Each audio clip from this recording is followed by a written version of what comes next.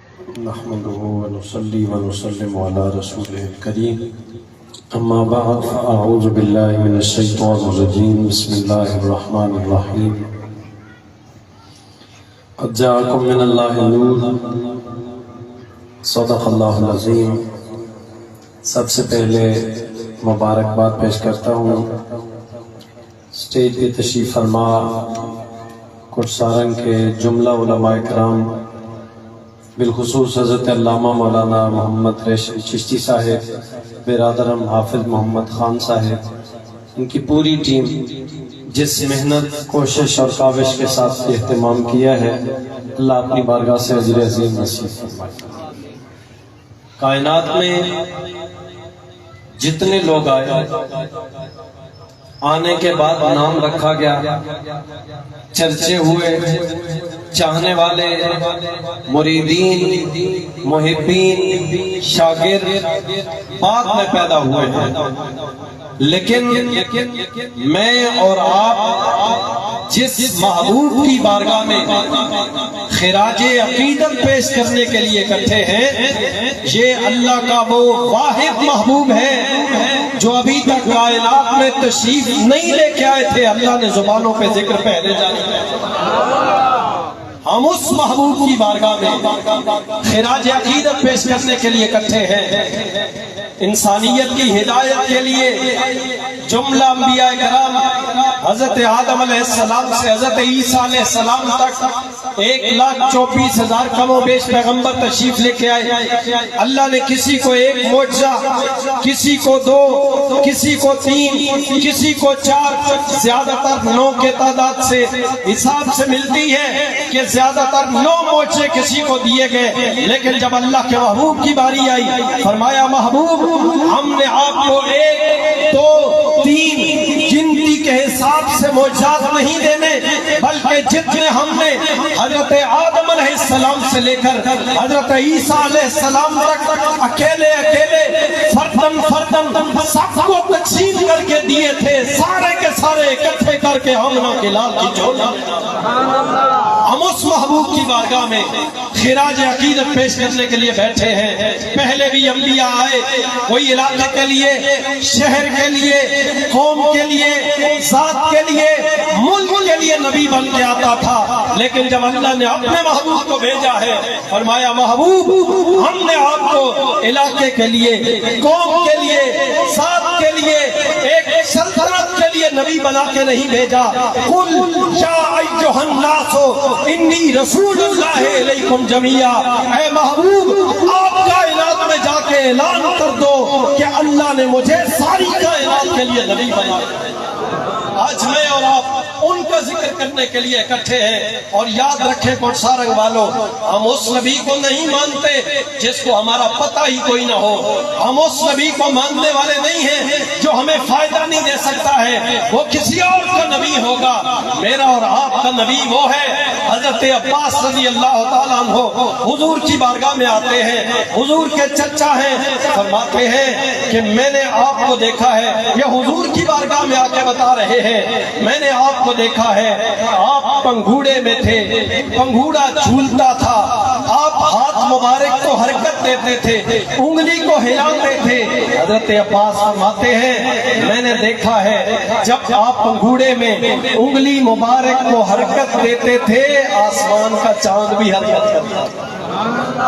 اگر سمجھ آئیے تو پھر سبحان اللہ کہہ دیں، نہیں تو کل استخارہ کر کے سبحان اللہ کہہ دیں، اونچی بولے سبحان اللہ۔ پنگھوڑے میں انگلی کو ہلاتے ہیں، آسمان کا چاند حرکت کرتا ہے۔ اگر مجھے کوئی کہے، اسٹیج پہ تشریف فرما علماء سے کوئی کہے یار آپ کا بچپن تھا، آپ کے کپڑے ایسے ہوتے تھے، آپ کی زبان ایسے بولتی تھی، ہم کہیں گے ہمیں کیا پتا ہے، ہم کیسے اٹھتے، کیسے بیٹھتے، ہمارے لفظ کیا ہوتے، ہمارا لباس کیسا ہوتا، ہم کہتے ہمیں کیا پتا ہے، ہمیں تو بچپن کی چیزیں یاد نہیں ہیں۔ لیکن وہ میں اور آپ تو نہیں ہے نا، وہ تو اللہ کا محبوب ہے۔ اونچا بولے سبحان اللہ، آخری بندے تک سبحان اللہ کی صدا آنی چاہیے۔ وہ میں اور آپ تو نہیں ہے نا، وہ تو اللہ کا محبوب ہے۔ حضرت عباس فرماتے ہیں میں نے آپ کو دیکھا ہے، آپ انگوٹھے پنگوڑے میں انگلی ہلاتے ہیں، آسمان کا چاند حرکت کرتا ہے۔ اب میرے حضور فرماتے ہیں مجھے پتہ ہی نہیں ہے، مجھے یاد ہی نہیں ہے، وہ کسی اور کا نبی نہیں ہے جس کو پتہ نہیں ہوتا تھا۔ میرے حضور فرماتے ہیں میرے چچا عباس مجھے یاد ہے جب میں پنگوڑے میں ہوتا، میں انگلی کو حرکت دیتا، آسمان کا چاند حرکت کرتا، اس وقت آسمان کا چاند مجھ سے باتیں کرتا، میں آسمان کے چاند سے باتیں کرتا۔ تو میں آپ اس نبی کے ماننے والے ہیں جو آسمان کے چاند کی گفتگو کو سنتے بھی ہیں، سمجھتے بھی ہیں، نوازتے بھی ہیں۔ تھوڑا اور آگے چلتا ہوں، میں اس کی وضاحت کر کے گفتگو کو مکمل کر لیتا ہوں۔ اللہ سب کو حرمین شریفین کی سعادت نصیب فرمائے۔ اچھا، جن کو شوق ہے اونچا بولے آپ۔ جو گئے ہیں ان کو پتہ ہے وہاں پہ ایک جگہ ہے جس کو مقام ابراہیم کہا جاتا ہے، پتہ ہے نا؟ اللہ سب کو دکھائے مقام ابراہیم ایک پتھر ہے جس کو نام دیا گیا ہے مقام ابراہیم۔ میں نے پوچھا ہے یار صحن حرم میں جب بیت اللہ شریف کی تعمیر ہو رہی تھی اس وقت حضرت ابراہیم علیہ السلام کبھی ادھر چلے، کبھی ادھر، کبھی ادھر، کبھی ادھر، ہونا تو یہ چاہیے تھا کہ وہ ساری جگہ کو مقام ابراہیم کہا جاتا، لیکن وہ پتھر جس کو مخصوص کر دیا گیا ہے کہ یہاں یہ مقام ابراہیم ہے، مفسرین فرماتے ہیں وجہ یہ ہے اس پتھر کے اوپر کھڑے ہو کے حضرت ابراہیم علیہ السلام نے حضور کی ولادت کا تذکرہ کیا تھا، حضور کا میلاد بیان کیا تھا۔ میں نے کہا جس پتھر کے اوپر حضرت ابراہیم علیہ السلام میرے حضور کی ولادت کے تذکرے کریں، اللہ ان پتھروں کو نہیں مٹنے دیتا ہے، کوئی سارے والے ذکر کرنے والوں کو کیسے دیتا ہے؟ اللہ تو ان پتھروں کو نہیں مٹنے دیتا ہے جہاں حضور کی ولادت کے تذکرے ہوتے ہیں۔ کوٹ سارنگ والوں، میں اور آپ پتھر تو نہیں ہیں، ہمیں تو حضور نے یہ شرف بخشا ہے کہ ہم کلمہ بھی حضور کا پڑھتے ہیں، ہم غلام بھی حضور کے ہیں۔ جب میں اور آپ حضور کا ذکر کرتے ہیں تو یقیناً حضور کی بارگاہ سے نوازشات بھی ہوتی ہیں، انعامات سے بھی نوازتے ہیں۔ میں اپنی پوری ٹیم کے لیے دعا گو ہوں جس اہتمام سے یہ کوشش کی ہے، دنیا لگی ہوئی ہے، کوئی آپ کے تلووں کے اوپر سرچ کر رہا ہے، کوئی آپ کی آنکھوں پہ بات کر رہا ہے، کوئی آپ کے منہ مبارک کے متعلق بات کر رہا ہے۔ جس نے جو دیکھا ہے اسی پہ ڈٹ گیا ہے، اسی پہ نظریں جم گئی ہیں۔ میں پڑھ رہا تھا ایک صحابی ایک ایڑی کا ذکر کر رہے تھے، آپ کے مبارک تلووں کا ذکر کر رہے تھے، اور آگے اس کا نقشہ کسی شاعر نے یوں کھینچا ہے، کہتا ہے قدموں پہ جبیں کو رہنے دے، چہرے کا تصور مشکل ہے۔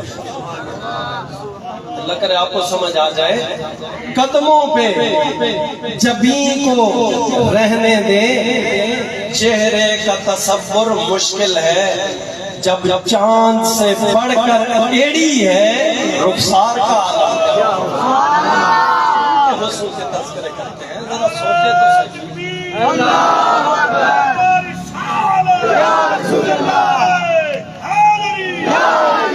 جب چاند سے بڑھ کر ایڑی ہے، رخسار کا عالم کیا ہوگا۔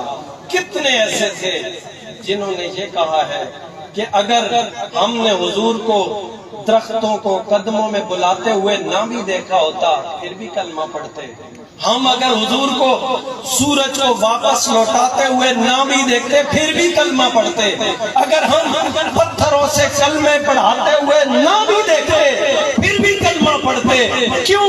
صحابہ کرام فرماتے ہیں اللہ نے اپنے محبوب کو چہرہ ہی ایسا عطا فرمایا تھا، ہم چہرہ دیکھ کے ہی کلمہ پڑھ لیتے، اور یوں کہتے جب چاند سے بڑھ کر ایڑی ہے، رخسار کا عالم کیا ہوگا۔ اللہ آپ سب کو اجر عظیم نصیب فرمائے۔ جن میرے دوستوں نے کاوش کوشش کی ہے، اللہ اپنی بارگاہ سے